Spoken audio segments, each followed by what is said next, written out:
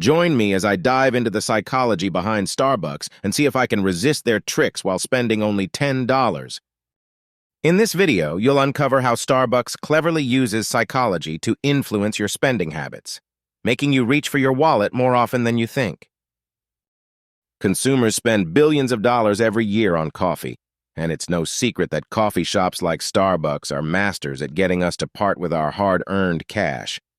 But have you ever stopped to think about why you're so willing to shell out extra cash for a fancy latte or a pastry to go with your morning coffee? It's not just about the caffeine high. There are emotional triggers and marketing tactics at play that lead to impulsive purchasing decisions.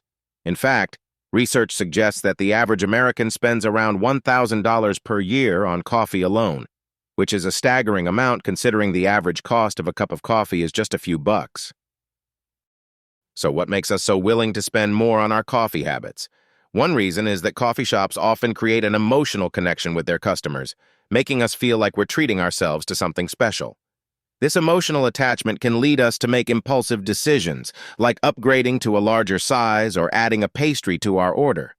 Another reason is that coffee shops use clever marketing tactics to make us feel like we're getting a good deal, even when we're not.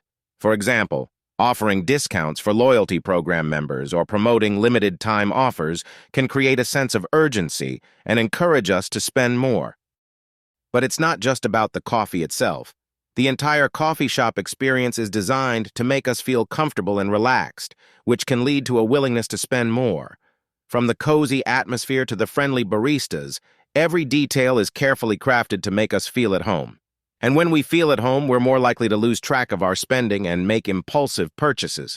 So how do coffee shops like Starbucks use these tactics to get us to spend more? And what can we do to be more mindful of our spending habits?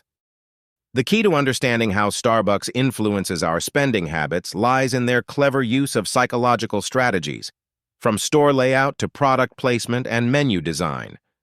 For example, have you ever noticed how the pastries and snacks are strategically placed near the checkout counter, making them impossible to resist?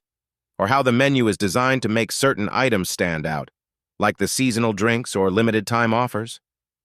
These tactics are designed to make us spend more, and they're often incredibly effective. Starbucks also uses the concept of upselling to encourage customers to spend more. This can be as simple as asking if we want to upgrade to a larger size or add an extra shot of espresso to our drink.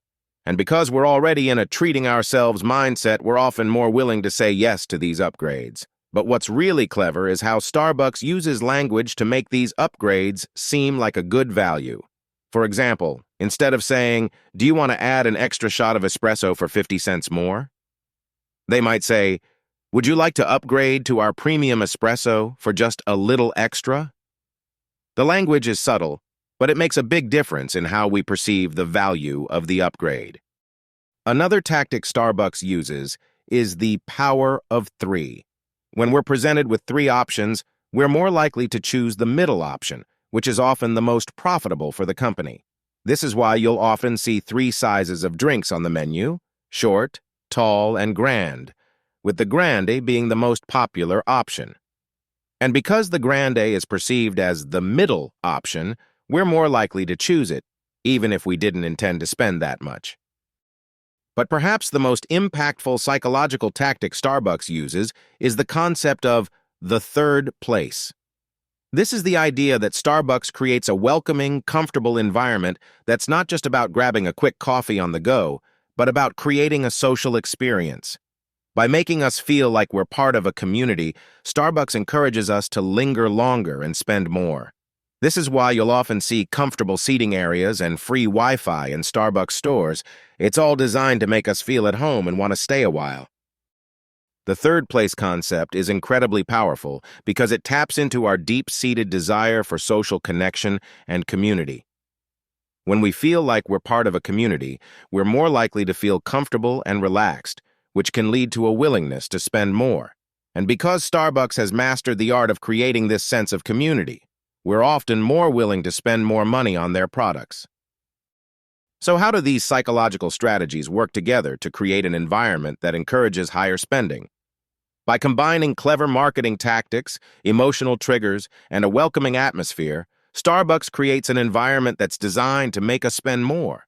And because we're often unaware of these tactics, we can easily fall prey to impulsive spending decisions. By being more mindful of these psychological strategies, we can make more informed choices about our spending habits and avoid falling prey to impulsive purchases.